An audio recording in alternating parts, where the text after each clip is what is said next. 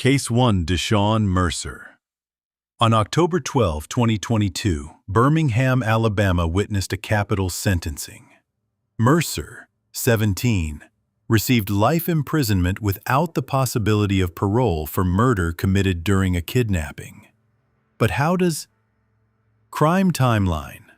On February 3, 2021, at 6:18 p.m., a 16-year-old classmate left a tutoring center on 1st Avenue North.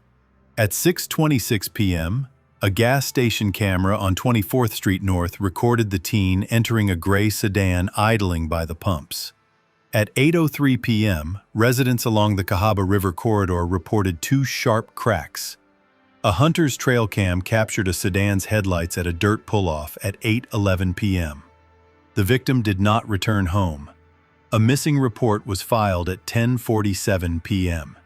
On February 5, search teams located the body down an embankment, 40 meters from tire scuffs and a strip of plastic binding. Background snapshot. Mercer, 17, lived with his mother in Ensley. School records showed sporadic attendance and a transfer the prior fall. A juvenile diversion from 2019 recorded unauthorized use of a vehicle. Friends described rideshare hustles, a second prepaid phone, and cash work detailing cars. Investigation and evidence. Automated license plate readers placed a gray Nissan Altima registered to Mercer's cousin near the tutoring center at 6:09 p.m. and at the river pull-off at 8:05 p.m. The gas station feed showed Mercer stepping from the driver's door as the victim approached. A geofence warrant returned two device identifiers clustered at the gas station and later at the river. One mapped to Mercer's primary phone. The second, a prepaid handset, was purchased with cash at a corner store where Mercer's loyalty account logged a points redemption that same afternoon. Snapchat records obtained by warrant revealed messages from an account tied to the prepaid number, inviting the victim to talk it out and offering a ride. A plastic tie recovered near the pull-off matched a lot sold at an auto parts store where Mercer bought 2 packs at 5:41 p.m. The purchase receipt was later found in his bedroom trash. Mercer's cousin reported the Altima borrowed and returned that night. Luminol in the trunk highlighted transfer consistent with prolonged contact, and a single hair in the trunk liner yielded mitochondrial DNA consistent with the victim. Ballistics linked a recovered 9mm casing at the pull-off to a pistol seized from a creek bed behind Mercer's apartment. The pistol bore a partial profile matching Mercer and a tool mark signature from a distinct extractor gouge.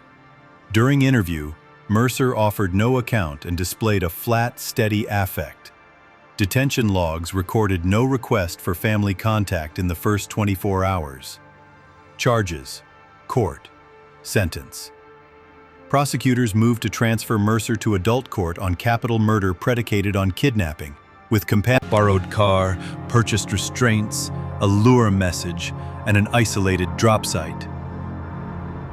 The defense suggested an unknown accomplice and challenged the geofence scope. The court allowed the data with limiting instructions. After conviction for capital murder, the court conducted a sentencing hearing under state law permitting juvenile life without parole, upon individualized findings. The judge imposed life imprisonment without parole, citing the calculated abduction and post-crime concealment. A direct appeal arguing Eighth Amendment disproportionality remains pending. Current status: Mercer is housed in a state maximum security facility, classified to a youthful offender unit until age threshold, ineligible for parole or community corrections under the sentence scheme. Case 2, Kira Thompson. On May 9, 2018, Manchester, England, witnessed the imposition of a mandatory life sentence at Crown Court. Thompson, 16, received detention at Her Majesty's pleasure with a minimum term of 24 years for arson with intent to endanger life, causing multiple deaths.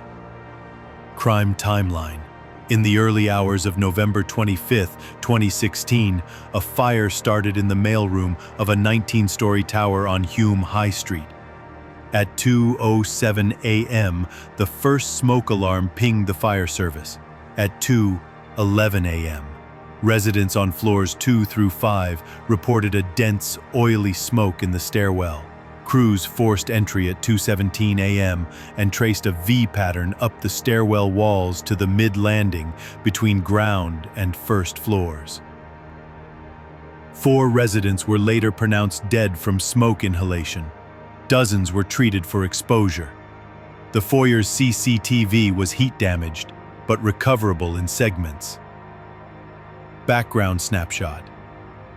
Thompson, 16, had been intermittently staying at the tower with a friend. School attendance stopped in September. A youth offending service file recorded warnings for shop theft and an unresolved dispute with building staff after a late checkout.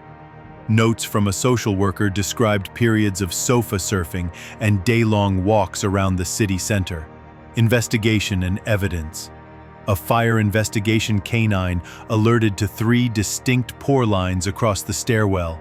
Lab analysis confirmed residues consistent with petrol and denatured alcohol. Shop records showed Thompson purchasing a 5-liter petrol can at 11:32 p.m. the previous night. The clerk recalled the sale due to the buyer's age, and the request for a second container refused. A receipt for high-proof spirits from a convenience store at 11:58 p.m. was later found in a jacket seized from Thompson's room. Bus CCTV placed Thompson alighting near the tower at 12:48 a.m., carrying a rucksack. A cyclist helmet camera captured a figure of Thompson's build entering the foyer at 1:03. Thompson's handset on the Princess Bridge at 2:15 a.m., facing the glow. A deleted photo recovered from the device showed the skyline with a faint orange bloom time-stamped within the ignition window. Interviews with building staff documented a ban notice issued to Thompson the week prior. No admission followed. Demeanor remained even. Charges, court, sentence. The Crown charged murder via arson with intent to endanger life, with Thompson tried before a judge and jury sitting at Crown Court. By statute, a conviction for murder carries a life sentence, and for offenders under 18, the form is detention at Her Majesty's pleasure, with a judicially set minimum term. The prosecution's theory emphasized deliberate ignition, with multiple pore lines and preparation evidenced by fuel procurement and timing. The defense posited contamination from cleaning solvents and suggested another person could have exploited access. Experts for the Crown addressed pore patterns, accelerant chemistry, and CCTV synchronization. The jury convicted. The judge set a minimum term of 24 years, citing the multiplicity of ignition points, knowledge of the building layout, and watching the aftermath from a vantage point. Appeals against conviction and term were dismissed. Current status. Thompson is held within the youth estate under an indeterminate life framework, subject to transfer to the adult estate upon age and risk review. Parole is unavailable until the minimum term expires. Case 3.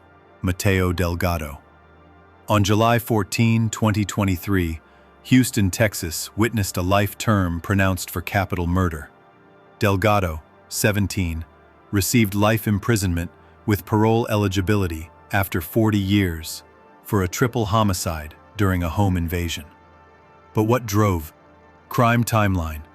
On December 18, 2021, at 9:36 p.m., neighbors on Glen Vista Drive reported a loud crash and a brief alarm chirp.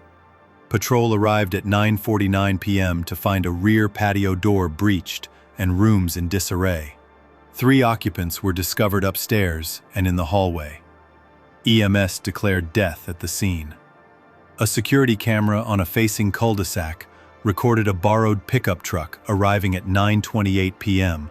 and departing at 9:44 p.m. Interior motion sensors marked movement on the first floor from 9:31 to 9:42 p.m.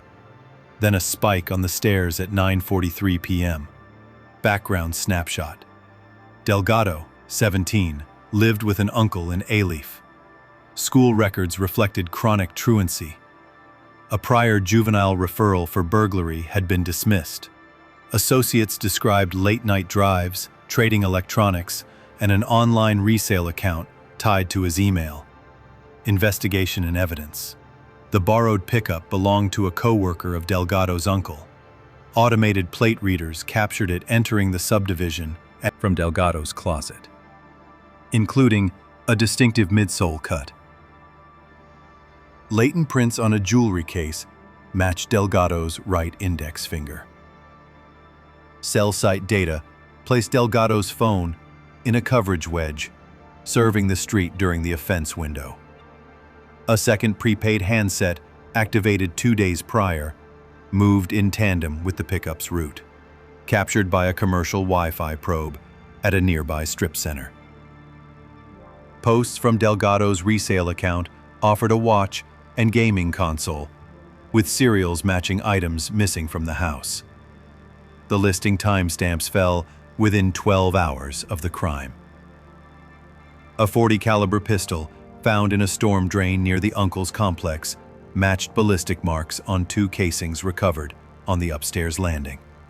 Gunshot residue particles were detected on a jacket from Delgado's bedroom. No verbal account followed arrest. Jail notes described steady eye contact and a flat tone. Charges, court, sentence. The district attorney filed capital murder charges based on multiple victims during the same criminal transaction and murder in the course of burglary, and sought to try Delgado as an adult. The juvenile court granted certification. At trial, the state argued targeted entry, rapid movement through rooms, shooting on the stairwell, and immediate disposal of the weapon, tying motive to theft via the resale postings. The defense attacked the shoe print match as subjective and suggested contamination of the jewelry case. The jury convicted on capital murder. Under Texas law, for offenses committed under age 18, the only available sentences for capital murder are life with parole eligibility after 40 years. The court so sentenced with concurrent terms on burglary and weapons counts. A motion for new trial based on alleged improper cell site mapping was denied. Current status. Delgado is incarcerated within the state prison system under a life sentence. Parole review is barred until the 40-year minimum has been served, and he is ineligible for early release credits that would accelerate that date. Adolescence did not blunt sentencing in these files. Each case ends with a life term imposed after methodical evidence overcame silence and remorse never appeared in the record. Case 4. Carson Bell. On January 16, 2023, Philadelphia, Pennsylvania, witnessed a life without parole sentence at the Criminal Justice Center. Bell, 17, received life imprisonment without the possibility of parole for a double murder during a corner store robbery. But how does? Crime timeline. On September 27, 2021, near nightfall, a family bodega at 5th and Somerset closed its gate halfway for restocking. At roughly 9:19 p.m., a figure slid west along the L's shadow. Police arrived within minutes to a shattered confectionery display, a register open, and 2 employees unresponsive. The block's cameras captured the intruder's path across 3 corners. Background snapshot. Bell, 17, lived with an older cousin in North Philadelphia after a school transfer the prior spring. Attendance records showed chronic lateness. A prior juvenile diversion for theft had closed without adjudication. Neighbors described a quiet teen, frequent bike rides, and brief shifts unloading at a discount warehouse. Investigation and evidence. A cash tray left on the floor bore a smeared palm print lifted with heat fuming. The Leighton matched Bell from the diversion intake file. High-definition surveillance from a storefront 2 doors down recorded the robber's black windbreaker with a torn cuff and a reflective scab on the right knee of his jeans. Detectives found a windbreaker with a ripped cuff in a trash can behind Bell's building.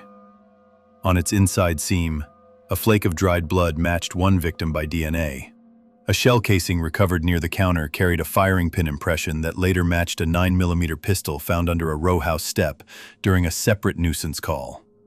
Phone photos pulled from Bell's cloud backup showed that same pistol on a kitchen table 2 weeks before the robbery, geotagged to his address. Cell site records placed Bell's handset in a narrow sector, covering the bodega at the offense window and stepping west, in rhythm with the camera sightings. A bicycle abandoned in an alley 1 block over bore a rear axle quick-release smeared with a partial print, consistent with Bell. Chain grease on his seized jeans shared the same uncommon additive package identified on that bike's chain. Interview notes documented a flat tone and brief answers. No explanation for the print or garment followed. Charges, court, sentence. The district attorney charged Bell as an adult with 2 counts of first-degree murder, robbery, and related firearms offenses. The state's theory stressed premeditated control of the scene, movement that cut off exits, and a rapid exit path planned around cameras. The defense questioned the latent print quality, raised alternative suspect rumors, and challenged the cloud photo warrant. The court admitted the photo and phone data with limiting instructions. The jury convicted on both murder counts. Following a Miller-compliant hearing, the judge imposed life without parole on each count, concurrent, citing the calculated approach, multiple victims, and absence of expressed remorse. Post-sentence motions were denied. An appeal is pending on the cloud warrant scope. Current status.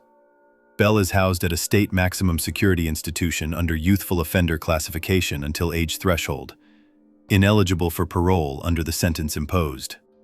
Case 5. Talia Brooks. On August 9, 2019, Jacksonville, Florida witnessed a mandatory life sentence following a jury verdict. Brooks, 16, received life imprisonment with judicial review after 25 years for arson resulting in multiple deaths. But what drove crime timeline? In the early hours of January 12, 2018, fire erupted inside a single-family home on a cul-de-sac off Merrill Road. At about 2:08 a.m., a neighbor's doorbell camera recorded a glow building behind frosted sidelights. By 2:12 a.m., the porch camera failed as smoke thickened. Engines arrived, to heavy fire venting from the front room and stairwell. 2 children and a grandparent were later pronounced dead from smoke inhalation. Accelerant odors were noted in the entryway. The family's car, parked on the street, showed pour marks near a driver's side wheel well that had not ignited. Background snapshot. Brooks, 16, had recently left school and was staying intermittently with friends. A no-contact order from juvenile court barred her from the address. After a prior disturbance involving a former partner who lived there, a youth services file recorded couch surfing, day labor on and off, and prior warnings for shoplifting. Investigation and evidence.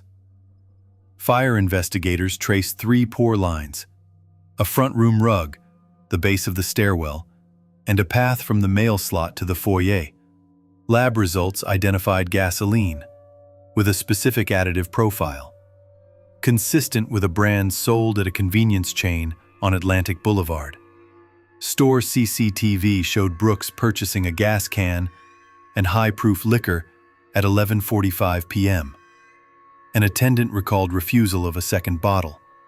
Traffic cameras placed Brooks's borrowed sedan turning into the subdivision at 1:36 a.m. and leaving at 1:45 a.m. A glove fragment with soot and gasoline residue was recovered from a storm drain 2 blocks away.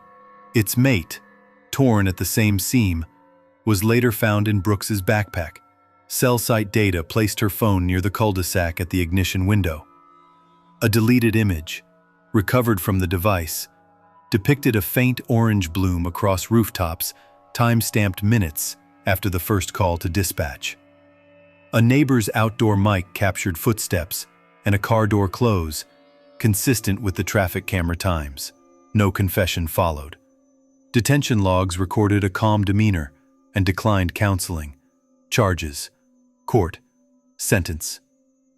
Prosecutors indicted Brooks on first-degree murder via arson, arson of an occupied dwelling, and violation of a court order.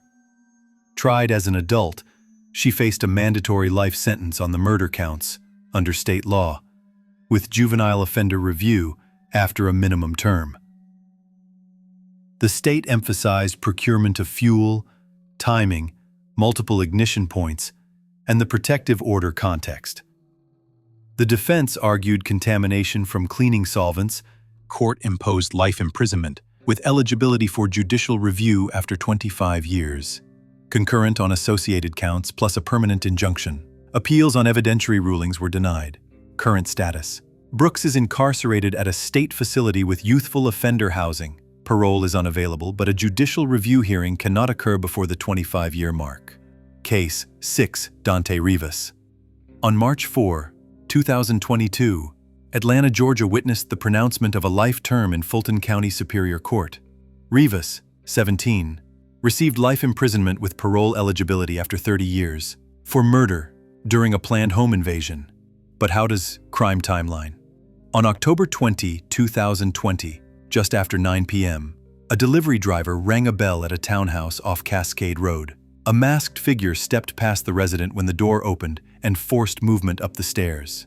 Neighbors heard a brief struggle and 2 sharp reports. The intruder ran to a waiting sedan that cut through a side lot and exited toward the freeway. Patrol units responding to multiple calls found a kicked pantry door, drawers ransacked, and a small safe missing from a closet. The victim lay at the stair turn. Background snapshot: Rivas, 17, lived with an aunt in southwest Atlanta. He had withdrawn from school that spring. A prior juvenile petition for burglary had been dismissed. Gig work records listed short stints in food delivery. Friends described flipping electronics and late-night drives. Investigation and evidence: automated license plate readers tracked a gray Infiniti with a taped rear window entering the complex at 8:52 p.m. and exiting at 9:12 p.m. The car, later found abandoned, belonged to a cousin who reported it lent to Rivas. A decoy delivery order placed through a spoofed account at 8:27 p.m. used a burner phone that pinged the same towers as Rivas's handset during prior nights. Both devices moved together for weeks, captured by commercial Wi-Fi beacons at gas stations along Cascade. A neighbor's camera caught the intruder's gait and a distinctive inward roll of the left ankle. Comparison with Rivas's booking walk sequence showed high similarity. Inside the townhouse, a partial palm on a closet shelf matched Rivas. The stolen safe turned up in a creek. Pry marks aligned with a crowbar recovered from the Infiniti's trunk, bearing minute paint traces of the safe's interior. Ballistics connected 2 9mm casings from the stairwell to a pistol tossed behind a dumpster behind Rivas's aunt's building. The slide bore touch DNA mixtures that included Rivas. His resale account posted a watch and camera body with serials tied to the victim within 12 hours of the homicide. Interview notes recorded minimal answers and a level affect.